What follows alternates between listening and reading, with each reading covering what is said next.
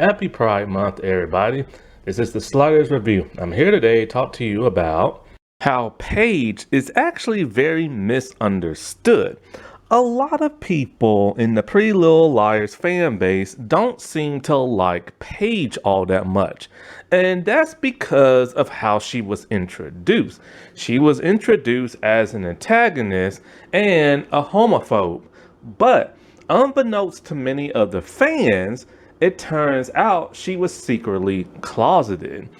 And all that pain kept just coming up to the surface, and it caused her to act out in very vicious ways until she learned to accept herself. I think the character of Paige gets way too much hate. And, don't get me wrong. Yes, she was terrible when she was first introduced. And even I said before, she literally tried to drown and kill Emily, like in that pool. But I don't think she really tried to like kill her, more like, just scare her and everything. It's because Emily had everything she wanted. She was like the best swimmer on the team, and she was an out and proud lesbian, which Paige was not allowed to be. And so, there's so many traumatic characters in Pretty Little Liars, and Paige is very traumatized by a lot of the stuff that happened to her, especially by the hands of Allison. And a lot of Pretty Little Liar fans, they either ship Emily with that Maya or Allison, because Maya was her first girlfriend, and of course Allison is one of the main characters on the show, and people either love or hate her. But people have to remember, Allison is not a good person. Allison was extremely evil. She was a vixen. She tormented people. She bullied people. She tormented Emily. She used and manipulated Emily and stuff. She is the main reason, one of the main reasons why, actually she is the main reason, why her friends were stalked by all these stalkers and stuff. It's because of Allison. But fans want to forget that all because they love Sasha and they love the character of Allison. When she redeemed herself, all of a sudden she just became good. Because when Allison was found alive and everything, she was still a vixen until she got arrested, and then all of a sudden she had a change of heart. After all those years, she's like, you know what, I'm done. But that was because the writers didn't want people to hate Allison no more. They needed to give people a reason to like her. And the actress has said when she started gaining weight, they started changing her character, I guess to in her mind, to be nicer to her and accept her and stuff, because they started dressing her differently and stuff like that. So most likely, if that never happened, she probably would have remained like a vixen and stuff. But when it comes to Emily, she's had two very long standing relationships and two very good ones. The Maya thing just didn't last that long because of all the complications. But when it comes to Emily, Paige and Allison are her two long-term girlfriends who she really, really cared about. And Paige got the short end of the stick because Emily just couldn't get over her old flame. Now, I mentioned in my last video how Paige was introduced. And it goes a little something like this. Paige was a character created for the show and very complicated. Some people hate Paige, other people feel sorry for Paige. Paige was on the swim team with Emily. At this point in time, Emily's all out and about and everybody knows what she is. Paige is closeted and she hates how Emily has everything easy. So first she tries to be a homophobe towards Emily and tries to literally kill her by drowning her in the pool. Then that same day, she comes to Emily's house at night riding her bike and just kisses Emily's on the lip. And Emily's so confused, like, what the heck? You tried to kill me early today at school, and now you're making out with me at night. And then she's all like, why do you have everything so easy? And just runs off. But like I said before, it's because Paige tells her, I'm closeted and everything. Paige is really scared of her father finding out what she is because he will not accept her. So Emily tries to help her how Samara tried to help her and everything. She takes her to like a bar. They try to dance, but then Paige feels a little uncomfortable, and Paige starts to like hit on guys and everything. Well, her father does find out, and he berates that of Emily. When he berates Emily, this causes Emily's mother to finally accept who she is and defend her daughter. After a while, her and Paige they date. And that has to be really hard for somebody to want to be something that they can't be and want to be accepted, all because they're terrified of what their family might think and what their peers might think in society in general, because it's really hard for the LGBT community. So it was really hard for Paige to not only accept who she was, but able to be able to cope with it and stuff, because there was always fear. Like when she went to that club with like Emily and stuff, she was just terrified, and you have to remind yourself of that when like you're dealing with the LGBT. They have a lot of them have a lot of mental trauma. A lot of them have a lot of fears and stuff. And I think it was great that Emily was able to be the Samara to that of Paige, like Samara was that of Emily. Because now she doesn't care who knows that she's a lesbian and stuff. And for the most part, those two had a really cool relationship. They even went to prom together and everything. But things don't last forever. They have a very tumultuous like relationship, because even though Paige wasn't ready to come out the closet, and when Emily told Samara that really upset Paige, because that was Paige moment to come out and not be exposed and stuff, and she got really pissed and scolded that of like Emily, but Emily got fed up and was like, what, I'm tired of your attitude and we're over and stuff. And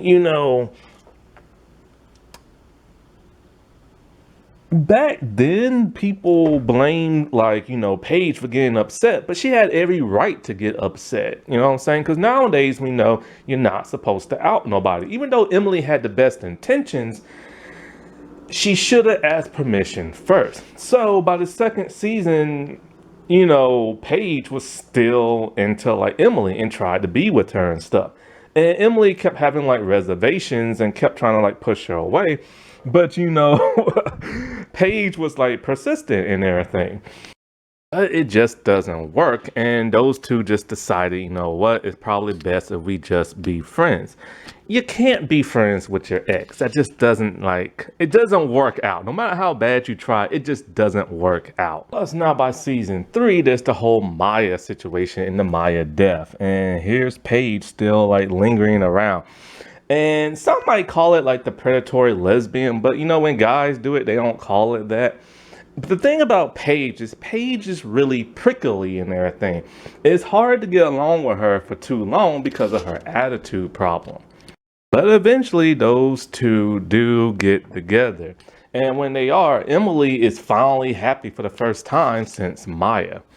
But of course, Emily has a stalker by the name of A, and it's new A and everything, and A causes so much problems between that of Paige and Emily, even to the point where Paige and the rest of like the boyfriends of the girls and everything are trying to figure out A's new layer, how to protect the girls and all this other stuff, and it causes problems because Paige is seen flirting with the girl trying to get information about this new A. It's like these two are just never gonna be happy, However, there's a bigger problem than just an A stalker. It's Allison herself. Allison caused a lot of complications between the relationship of that of Paige and Emily. It's to the point where it was just so rocky because Paige could tell Emily still had feelings for her, even though Emily tried to deny it. And you gotta remember, Allie used to bully Paige, used to call her pigskin and everything. And it's to the point where all that trauma still lasted to when Allie came back to school. Paige was terrified, and Paige is a tough person, and she was terrified of like Allison and stuff, even to the point of like not going to school one day. And it's really hard because you have this girl who you really love, and the girl you love is in love with your bully and everything, and still trying to befriend your bully and everything. And so when Mona comes to her about joining that like A squad type thing, she didn't want to do it. But, she hates Allison so much that eventually every once in a while she'll get convinced to like tag along with them. And you can't really blame her because Allison was like her mortal enemy and everything. And eventually the whole Allison, like Emily and Paige love triangle took so much of a toll that it finally broke those two up to where, Paige just like left. And years later, when the time jump happened, they still was not together and stuff. And Allison was the cause of all the Pretty Little Liars problems and all their like friends and lovers and stuff, because Allie did so much bad stuff back in the day, and people who wanted to hurt Allie heard it like, their friends and their friends' lovers. And a lot of people always want to look at Paige as oh, she's so angry. Oh, she's so temperamental. Oh, she's all this and that. But really, she's really just more misunderstood. It's like people couldn't see that back then because they was following along with the story. And, people was like cheering on Allison and people just love Emily. But when you really look at it deeper, a lot of people have gone similar to some of the things that, Paige had went through. And it's hard to just get over the trauma of somebody bullying you and stuff, because it's like I said before, a verbal assault will hurt a whole lot more than a slap in the face or like a punch in the face, because you'll always remember the bad stuff that person that your bully will say to you, because they really traumatize people to where they have PTSD and stuff. Now, as for Paige's disappearance all throughout the series, that was because Lindsay, the actress, was battling demons and everything. She spoke about this before on her podcast, Pretty Little Liars True Crimes, that she was a drug addict all throughout Pretty Little Liars and stuff like that. And it was to the point where the showrunners and all of them had to fire her because her habit got too bad and uncontrollable and stuff. And of course, they'll bring her back once she got better and stuff like that. And so this is one of the reasons why their relationship just never truly lasted on the show. And when it comes to that of Paige, she reminds me so much of this one singer from a girl group from back in the day. And I mean back in the day, like over 20 years ago and stuff. I'm not going to name the singer or the band. She's come out on her podcast and talked about this. But so I don't want to name her. I don't want people to think, oh, you're trying to out her. But no, she already outed herself. Anyways, so this one girl is part of a very popular girl group. And when they broke up and everything, many years later, one of the other girls of that group decided to come out as a lesbian. She had been lying to everybody, talking about how she likes boys and this and that, but really she didn't. Well, the one other singer did not take this very kindly and basically berated her and everything. And because she said, she's a strong Christian and they don't believe in homosexuality and this and that. So their relationship was on the rocks. But it turns out that one singer who berated her, turns out she was by herself the entire time. See, what happened was, just like Paige, she hated herself inside and hated her friend even more because her friend got to live the lifestyle and be out and about, where she couldn't, and she had to be closeted and stuff. And she couldn't help others and use her celebrity as a platform to help people come out the closet. So that just enraged her to the point where she just verbally attacked her friend, her former bandmate and everything. And eventually, those two have reconciled and she has apologized immensely. Like she apologized. I heard I don't know, this one person said she got on her hands and knees. I don't know if she did or not. But because she felt terrible about how she acted and everything.